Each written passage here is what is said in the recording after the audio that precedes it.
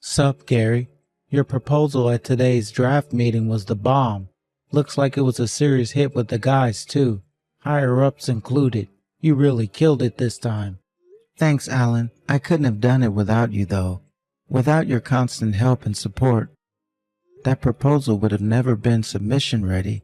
I seriously doubt I could have done all of this on my own. Don't give me too much credit. All I did was get some documents together. But I'm not kidding, Gary. That thing was genuinely impressive. If all goes well here, our company revenues are going to the moon. All the department heads and even the CEO was surprised. Have you been planning this thing for a long time? It looked like months of preparation went into it. Well, I came up with a rough idea for a pretty long time ago, but I kind of felt like it sucked, so I just sat on it for ages. I guess you can call it a lack of confidence. Without you finding all those documents and encouraging me to go the distance with it, it probably would have stayed that way forever. Your talent are wasted on you, my dude. I wish I had brains to come up with ideas like that. Quit it, bro. It was just a fluke, I swear. Besides, I could never pull in better sales numbers than you. You're a beast when it comes to shifting merch. That's why I was so surprised when you did so much to help me. I figured you'd be so busy with things on your end that you might not have the time to get what I needed. I was so happy when you did, and like I said, it saved my ass in terms of actually being able to get everything together in time. Thanks, Alan. Quit it. You're embarrassing me now. Anyway, enough with the chit-chat. Let's get down to the important stuff.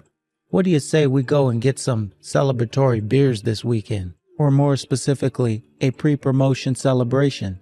I guess your plan for today are to get home quickly and share the good news with your wife. Yep, pretty much.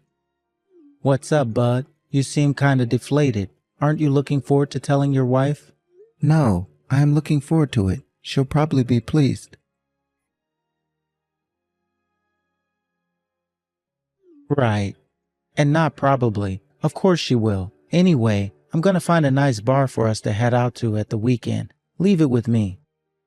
Cool, thanks. Don't mention it, alright? See you at the office tomorrow, pal. Gary, hello? What's going on? When I got to the office, there was a letter on your desk. What's going on? Is this some kind of prank? You are coming to work, right? Hello? Gary, you were late 8 minutes ago. Get your ass down to the office.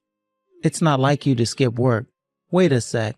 No way. Is this stuff written in this letter for real? About your wife threatening to divorce you if you come to work? I just assumed it was some kind of prank, but I guess you really aren't here. Hello? You're worrying me now, buddy. Can you see my messages? Is something wrong? Respond when you see these messages. Is this Alan? It's Gary's wife. There's something I need to talk to you about, Alan. Gary's wife? It looks like he didn't show up to work today. Did something happen? Yes, that's what I was hoping to talk to you about. I need to ask a favor of you. You'll find his letter of resignation on his desk. Would you mind taking it out and handing it in to the appropriate person? The appropriate person?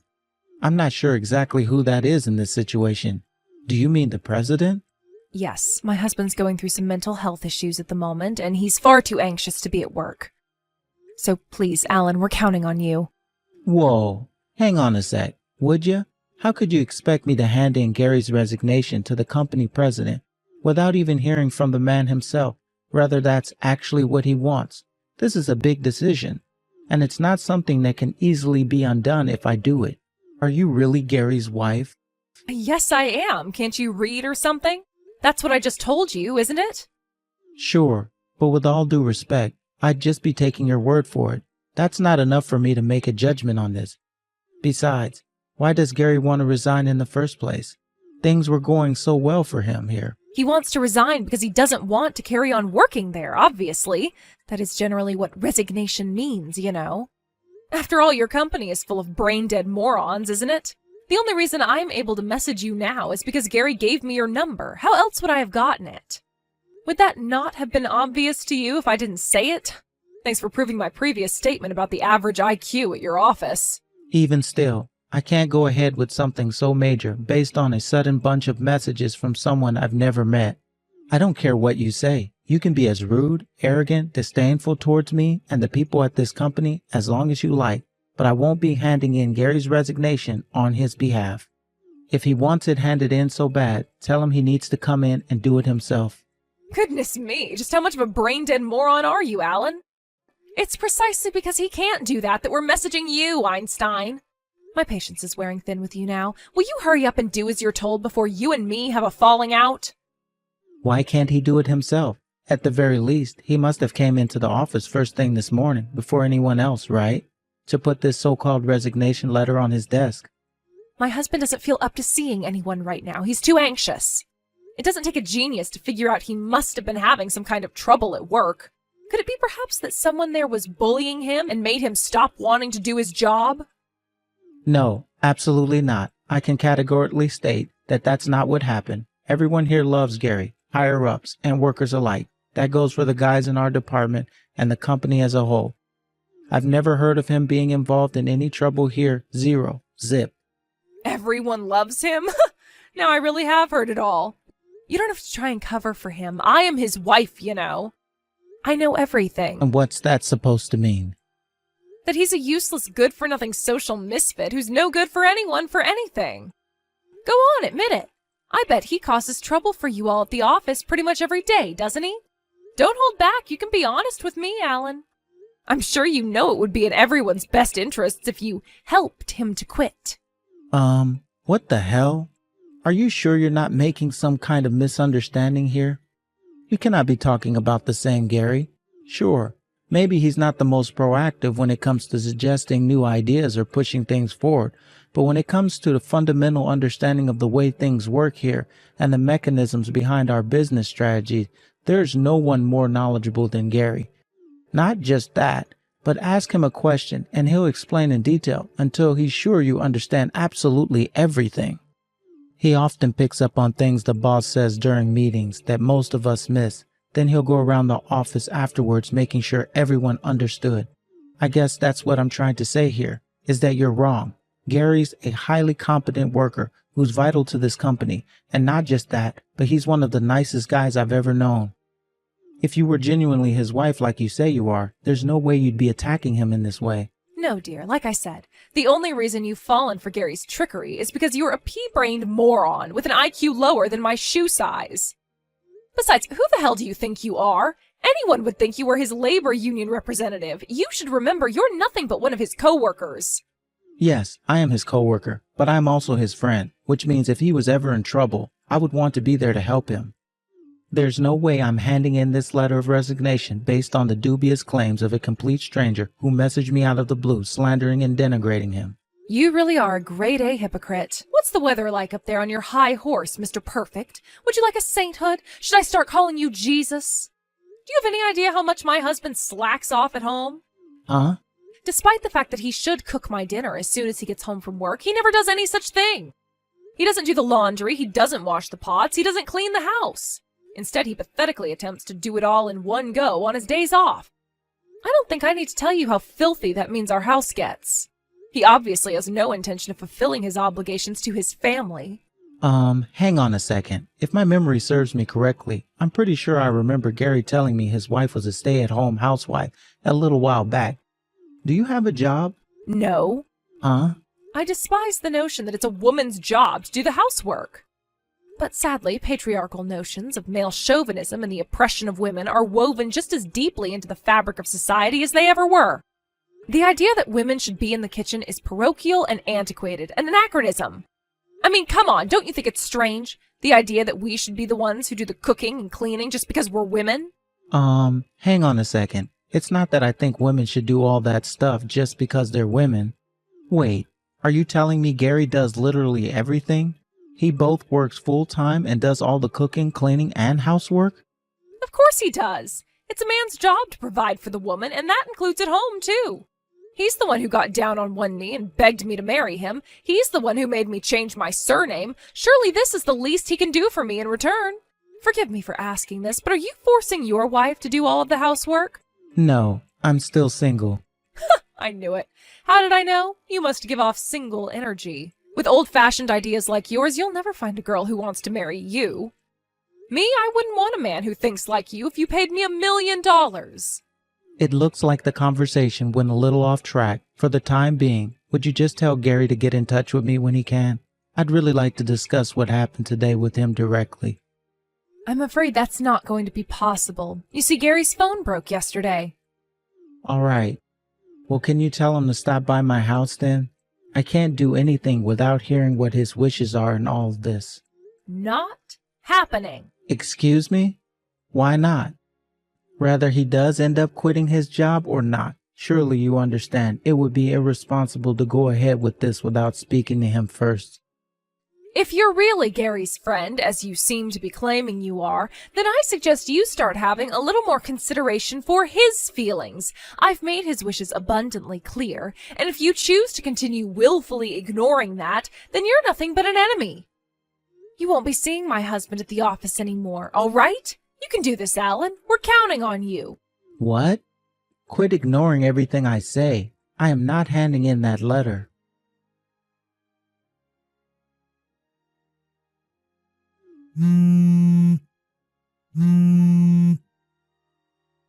Did you just block me? What the hell?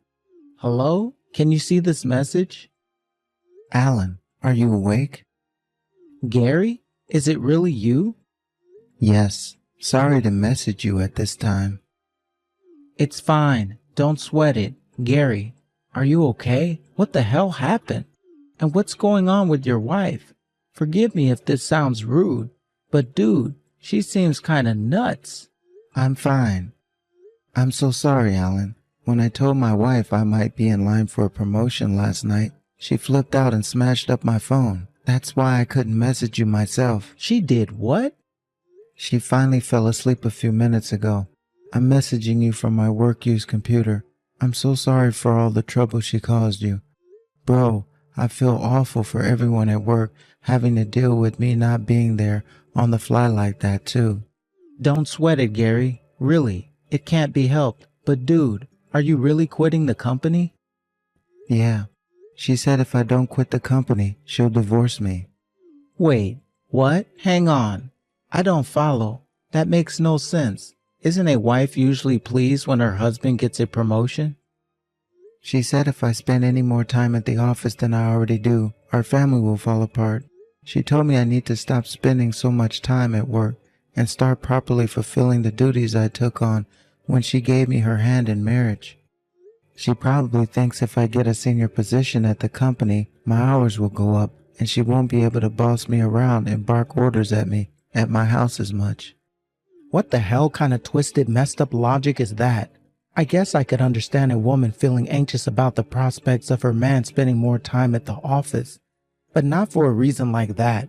I mean, what the hell? What are you gonna do if you quit your job?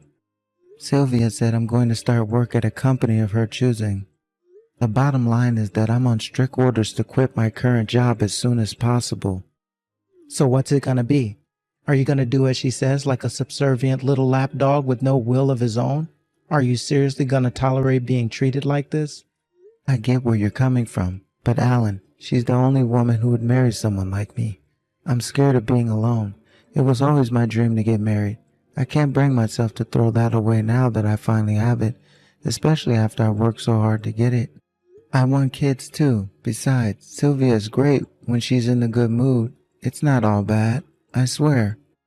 So you're gonna spend the rest of your life walking around on eggshells, terrified of doing or saying the wrong thing and never able to truly speak what's on your mind. Are you gonna just do as she tells you for eternity? I didn't want to say this, but you're pretty much her slave. What? It couldn't be more obvious to me that she looks down on you. The way she spoke about you made it seem as though you were nothing more than a piece of dirt on the bottom of her shoe. Like you were her plaything, to be tossed around, controlled, and manipulated as she sees fit. There's no way she treats you with respect and decency at home. I just know it. Go on, tell me. I'm right, aren't I? Well, I guess you are, but I only have myself to blame. It's because I'm not working hard enough. Even though you work full-time and do all the cooking, cleaning, laundry, and housework entirely on your own, what exactly it would take for your effort to be enough. What more could you possibly do? I'm single, so it's not like I can claim to be an expert on any of this, but I do know that marriage isn't about one side bearing all the burdens on their own. It's supposed to be a team effort, Gary. What happened to caring for each other?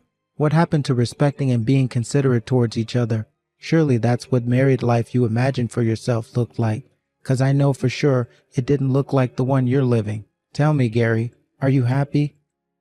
I don't know. I always thought I could make things better by working harder. I see. Listen, I won't say anything else on the matter. I've said my piece. It's your life, and these are your decisions to make. But if you're gonna quit the company, then you at least hand in your resignation letter yourself. All right, got it. If you ever change your mind and need my help, I'll be there in a heartbeat. Whenever, wherever, rain or shine, I have your back, bro. See you later. Hey, Alan, hang on a sec. Do you really think my proposal has a chance of making it? Huh? If you ask me, I think there are a bunch of things wrong with it. It's unpolished and full of flaws. No. You're thinking about this the wrong way. Those aren't flaws. They're points for improvement. If there are things that need working on, then all we need to do is have the necessary discussions and work on them.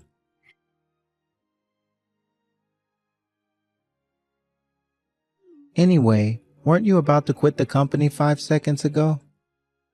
Hey, I guess I was. You're right.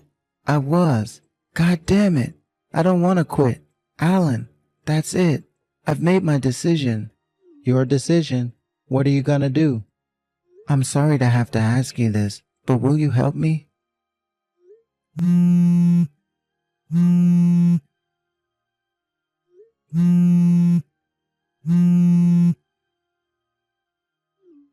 where are you right now? I see you finally woke up then. Good morning. Today was a late one, huh? I just asked you a question. Answer me. Where the hell are you? Where am I? I'm at work, of course. What? But you promised me you'd never go again. When I woke up, all of your things were gone. I don't understand. You've got some serious explaining to do. Alan let me leave my stuff at his place. What? Whatever. Cut the crap and get your ass back home right this instant. You promised me you wouldn't go to the office anymore. You lied to me, you despicable traitor. I didn't promise you a thing. You decided that on your own with no input from me. Besides, I won't be coming home anymore. I already canceled the contract with the landlord. You have until the end of the month to find someplace else to live. What? What the hell are you talking about? What utter nonsense!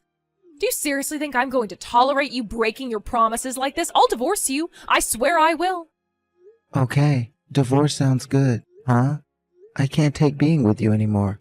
I've reached my physical and emotional limit with your selfish, domineering behavior. You pick fault with literally everything I do. You launch into a vile, humiliating triads of abuse against me on a daily basis. What exactly was I to you? A housemaid? Your personal ATM? Your slave? I don't know what you wanted. But one thing for sure, it sure as heck wasn't a marriage. That's why we're finished. It's over. We're done. What? No. Oh, please don't do this, baby. Just wait a second, okay? Let's not do anything brash in the heat of the moment. What are you talking about? Why would you come at me with all of this stuff all of a sudden? It's like you're a different person. It's not all of a sudden. I was just deceiving myself into believing you weren't a vile, abusive control freak for a very long time. I convinced myself I should keep my mouth shut and tolerate it because I loved you and wanted our marriage to work. But then I stopped and thought about it, and that's when I realized I never married you to live a life like this. What the heck is this crap? Just how dumb and irresponsible can you be? Am I speaking to a child? Adults don't just give up the moment they don't get their way. That's how 3-year-olds behave. Quit throwing your toys out of the stroller and suck on your milk bottle for a while. It'll help you calm down. If you're not satisfied with your life, you should come up with ways to improve it and put in the hard work required to actualize it, not throw a tantrum and flip everything upside down in a rage. Why am I the only one that has to work hard? What have you done to make this relationship work? Go on, name one thing. All you do is sit on your phone scrolling Instagram, playing games and reading manga all day. The only time you make an effort with your appearance is when you go out to drink with your girlfriends, you help yourself to my savings and spend my money on the most pointless, frivolous crap imaginable whenever you feel like it. Look at it from my point of view. Can you name a single positive thing about being married to you? There aren't any, are there? Marriage isn't about one side constantly having to endure bullshit while the other side does whatever they want all the time. Oh my God, Gary, what happened to you? You're horrible. How can you say such awful things to me? You never used to be like this. You used to be kind. You used to be so sweet and thoughtful. You've changed. My kindness has limits. Not standing up for yourself in the face of constant belittling, abuse, and manipulation isn't kindness, it's weakness. But you are basically right. After all, it's precisely because I changed that I'm breaking up with you now. It was thanks to my workplace and certain amazing coworkers that I finally realized what I needed to do anyways. I'll be sending you the signed divorce papers to your parents' house tomorrow.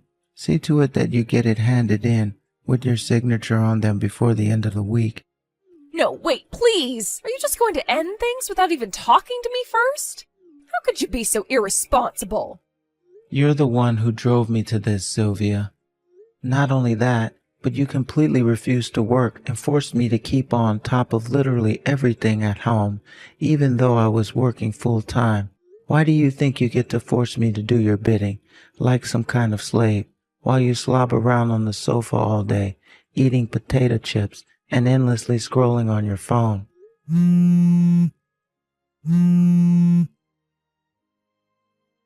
Gary, please, I admit I was in the wrong. Please, will you forgive me? I swear I'll start doing the housework from now on, all of it. You'll never have to wash another plate again for as long as you live. Please, just rethink the divorce. You can even carry on at your job, too. How does that sound? Please, Gary, you're all I have. I can change. I swear I'll work hard. I swear. Your change means nothing to me because it doesn't come from a place of genuineness. You're only saying this because you realize I'm sick of you and I want you out of my life. Besides, I know about all your secret meetups with the guys from the dating apps. What? I've been burying my head in the sand and pretending it wasn't happening for a long time, but not anymore. It all ends here. Oh, and I'll be filing for as much compensation from you as I possibly can. Good luck. Wait, what the hell? No way, this has to be a joke. I don't have any money. Not my problem. How about you sell all your branded bags and fashion accessories you bought with my money? That should help you get started. I mean, it's not even gonna come close to covering everything you owe me. But you did just say you're gonna start working hard from now on. With all the compensation you're about to owe me, you'll have the perfect chance to prove you actually mean it. HQ, barging past security and kicking down the door of an empty meeting room in a desperate bid to find her husband. Naturally, security weren't gonna let that slide. Within less than 30 seconds, she was in a chokehold on the floor, and the cops were on their way. Even after being let out of bail, she kept on showing up outside the office every day. She soon stopped showing up once the boss stormed outside in a rage and yelled in her face at the top of his lungs how much money she owed him for the door she kicked down. Gary's divorce went by without a hitch thanks to all the proof he had of his wife's cheating, not to mention the mountain of chat logs demonstrating what an abusive control freak she was. In the end, Sylvia was ordered to pay him a hefty sum in compensation. Gary tells me that these days she's working as a cleaner while living at her parents' place under the strict supervision of her father, who used to be a military commander and is known for his strict temperament and harsh discipline. Her days now consist of working 14-hour shifts to come up with the monstrous amount of compensation she owed her ex-husband. Now that it's behind him, Gary can finally laugh about the whole ordeal. When the divorce went through, he joked that his ex-wife finally had the opportunity to make up for sitting around on her butt all those years. When he made his comeback at the office, he worked so hard it was like he was possessed, and his already good reputation at the company soared to heights previously unimagined. Since coming back, he's a lot more cheerful and proactive than before. As for our friendship, we're closer than we've ever been. I say friendship, but it's more like we're half rivals, half best buddies. All in all, Gary is happier and more optimistic than I've ever seen him. I can honestly believe that getting rid of Sylvia was the best move he ever made. No one needs Sylvia in their life.